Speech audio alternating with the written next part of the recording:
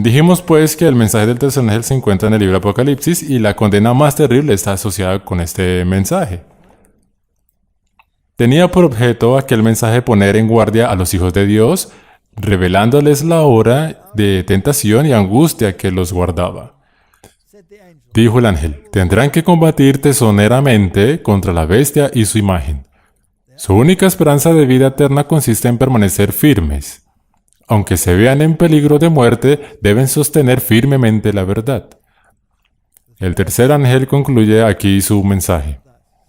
Aquí está la paciencia de los santos, los que guardan los mandamientos de Dios y la fe de Jesús.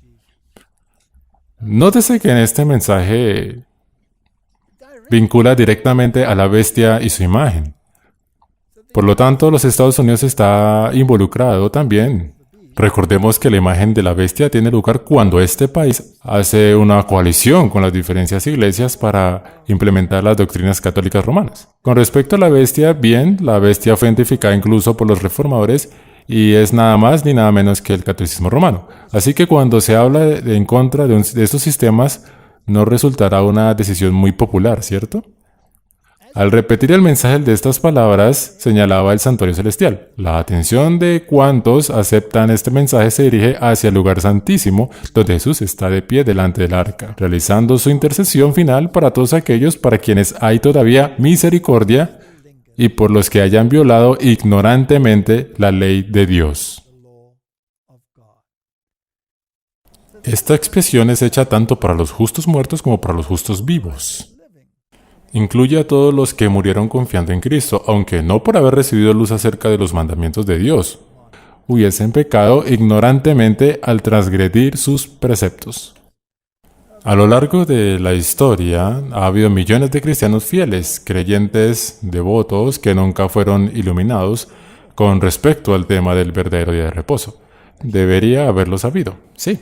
Era un componente importante de la Reforma, y Karlstadt, que tuvo contacto con Martín Lutero, enseñaba claramente que el sábado debía ser guardado. Así como él, muchos otros reformadores declararon la observancia del sábado como verdadero día de reposo. Lamentablemente fueron perseguidos incluso por los mismos protestantes, así que no es un secreto que el pueblo de Dios había tenido repetidas oportunidades para llegar al conocimiento de la verdad. Los valdenses y los albigenses observaban el sábado. Hubo muchos cristianos fieles y devotos que se negaron a renunciar a guardar el sábado. De vuelta al ley original, ha habido millones de cristianos que deberían haber conocido esta verdad y no fue así. Y dado que no fueron iluminados, Dios pasó por alto su ignorancia. Después que Jesús abrió la puerta del lugar santísimo, vióse la luz del sábado. Si vamos al libro Apocalipsis, dice claramente que el arca del pacto fue vista. ¿Y eso qué significa?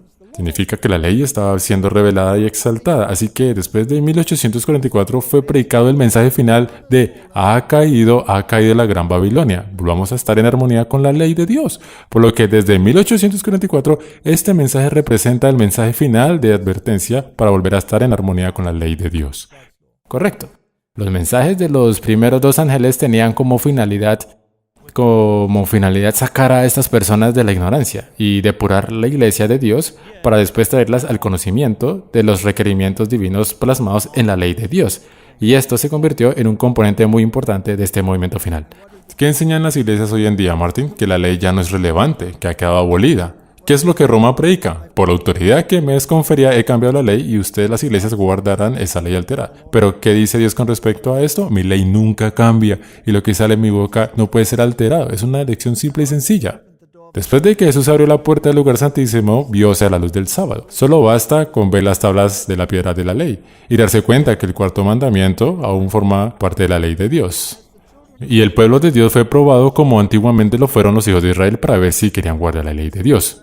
Vi que el tercer ángel señalaba hacia lo alto, indicando a los que habían sido chasqueados el camino al lugar santísimo del santuario celestial. Los que por fe entraban al lugar santísimo hallaban a Jesús y resurgían en ellos la esperanza y el júbilo. Vi que volvían los ojos hacia atrás, recapitulando el pasado, desde la proclamación del segundo advenimiento de Jesús hasta la experiencia sufrida al transcurrir la fecha de 1844. Vieron la explicación de su chasco, y de nuevo los alentó una gozosa certidumbre. El tercer ángel había esclarecido el pasado, el presente y el porvenir.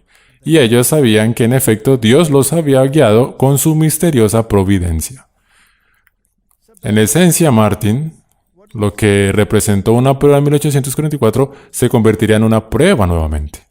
La observancia del sábado jugará un papel fundamental, ya que distinguirá entre aquellos que guardan los mandamientos de Dios y los que guardan los mandamientos de los hombres.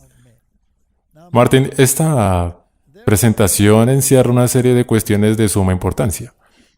Hemos visto que la postura doctrinal que sostiene a los adventistas del séptimo día fue compartida por muchos otros.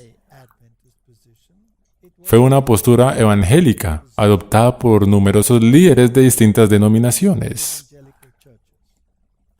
Eso ya ha quedado establecido. La situación mundial actual incita a la generación y establecimiento de un sistema común que se adapte a todo por el bien común. Esto, por lo tanto, supone un problema para todos aquellos que se opongan al establecimiento de dicho sistema.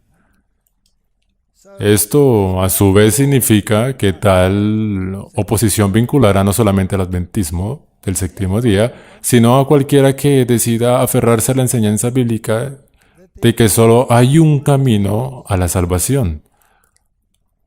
Tales individuos representarán un problema y, naturalmente, el mundo cristiano será blanco de un ataque.